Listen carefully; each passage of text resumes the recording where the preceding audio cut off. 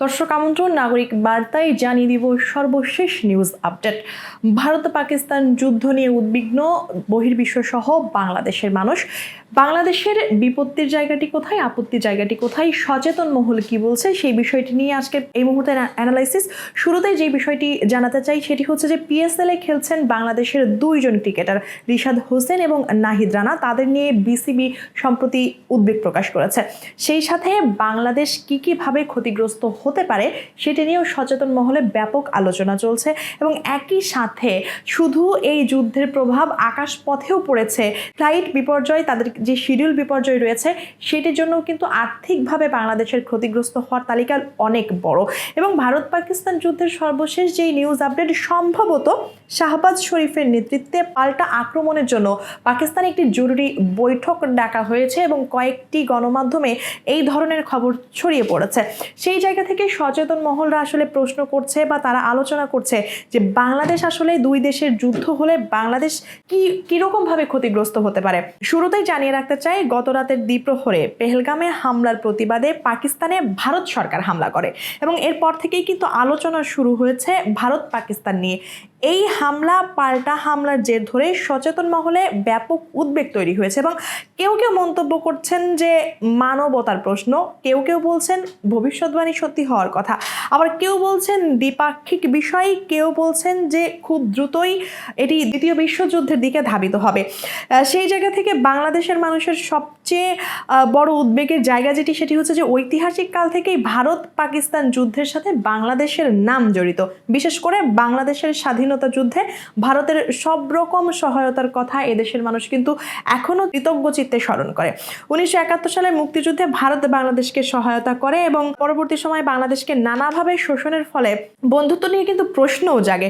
সুতরাং এই মুহূর্তে ভারত পাকিস্তান যুদ্ধ হলে বাংলাদেশ আসলে কার পক্ষে নৈতিক অবস্থান নিবে সেটি কিন্তু সচেতন মহল থেকে একটি বড় প্রশ্ন হয়ে দাঁড়িয়েছে। নৈতিক অবস্থানের কথা বলার কারণ হচ্ছে বাংলাদেশের কোনোভাবেই সামরিক অবস্থানের পক্ষে যাওয়া উচিত হবে না, এমনটাই মন্তব্য করছেন সচেতন মহল। কেননা বাংলাদেশ না চাইলেও কিছু বিষয়ে বাংলাদেশ ক্ষতিগ্রস্ত হবে এবং যেমনটি তারা আসলে বলছিল যে নগর পুরিলে দেবালয় কি এড়াই, ঠিক একই রকম ভাবে শুরুতেই আসলে সচেতন মহলরা যে মন্তব্যটি করেছেন সেটি হচ্ছে যে এই মুহূর্তে সরকার পরিবর্তনের কারণে বাংলাদেশের অভ্যন্তরীণ আইন শৃঙ্খলা এখনো স্থির হতে পারেনি।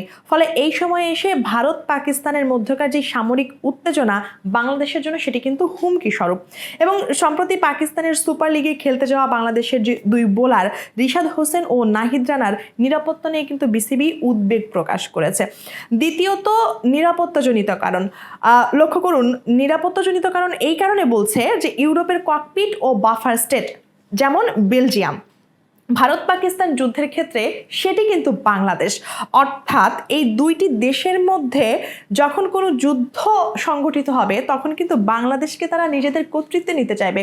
ভারত যেমন করে চাইবে তাদের বাংলাদেশের মাটিকে ব্যবহার করতে, একই রকমভাবে পাকিস্তানও কিন্তু বাংলাদেশের মাটিকে তাদের পক্ষে ব্যবহার করতে চাইবে। সুতরাং সেই জিনিসটি যখন সামরিক পর্যায়ে যাবে তখন কিন্তু বাংলাদেশের মানুষের ব্যাপক প্রাণহানির শঙ্কা রয়েছে। এই জায়গাটি থেকে কিন্তু সচেতন মহল উদ্বেগ প্রকাশ করছে। অনেকেই কিন্তু আবার মজা করে ফেসবুকে লিখছে যে স্টাম্প টু স্টাম্প বরাবর বল কর, নো বা ওয়াইডেড হলেই কিন্তু বাংলাদেশে এসে পড়বে।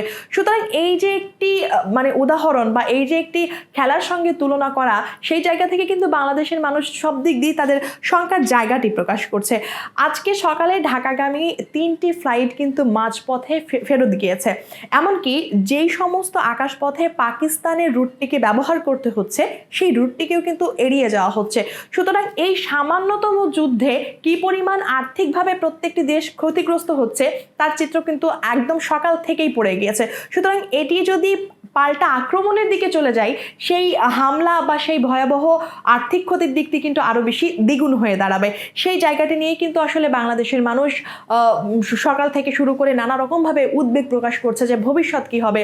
অনেকেই বলছে যে 2019 বা 20 দিকে যে গবেষণা হয়েছে সেই গবেষণার ফলাফল এখন আসলে বাস্তবায়িত হচ্ছে, এখন সেটাই সত্যিতে পরিণত হচ্ছে। সুতরাং আরও সম্ভবত ভয়ের দিকে যেতে পারে, কেননা সেই গবেষণায় বলা হয়েছিল প্রায় 12 কোটির মতো মানুষের প্রাণহানি এখানে হতে পারে। পারে। সুতরাং এই যে পাল্টা আক্রমণের যে একটি শঙ্কা রয়েছে, সেই শঙ্কার জায়গা থেকে ওই যে বাফার স্টেটের ভূমিকা বাংলাদেশ পালন করছে এবং এ কারণে কিন্তু বাংলাদেশ তার সমস্ত জায়গা থেকে নিরাপত্তা ঝুঁকিতে রয়েছে।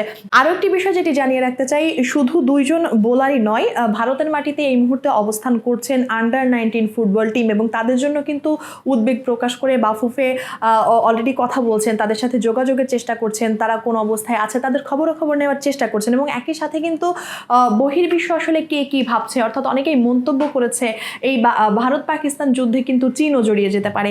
এই যুদ্ধটি আসলে অনেক দেশের মধ্যে ছড়িয়ে যাবে কিনা বা সেই সমস্ত দেশের নেতাদের কি অবস্থান হবে বা তাদের প্রতিক্রিয়া কি হবে, কেননা এর আগে যতবার যুদ্ধ হয়েছে ততবারই কিন্তু দেখা গেছে কোনো তৃতীয় পক্ষের হস্তক্ষেপের মাধ্যমে তারা যুদ্ধবিরতি দিয়েছে বা জাতিসংঘের সেখানে একটি ভূমিকা ছিল, এরকমভাবে আসলে মধ্যস্থতা হয়েছে। কিন্তু সবচেয়ে উদ্বেগের জায়গা সেটি হচ্ছে যে তৃতীয় পক্ষের হস্তক্ষেপ থাকলেও এই প্রথম কোনো 3 বাহিনী যৌথভাবে আক্রমণ করেছে পাকিস্তানে। সুতরাং সেই জায়গা থেকে তারা কি আসলে আরও কোনো বড়সড় পরিকল্পনা করে এগোচ্ছে কিনা সেটি আসলে নিশ্চিত হওয়া যায়নি এবং গণমাধ্যম থেকে সরাসরি আসলে সেই ধরনের কোনো খবরও পাওয়া যাচ্ছে না। সুতরাং সেই জায়গাটি নিয়ে কিন্তু বাংলাদেশের মানুষ উদ্বেগ এবং উৎকণ্ঠার জায়গাটি অনেক বেশি।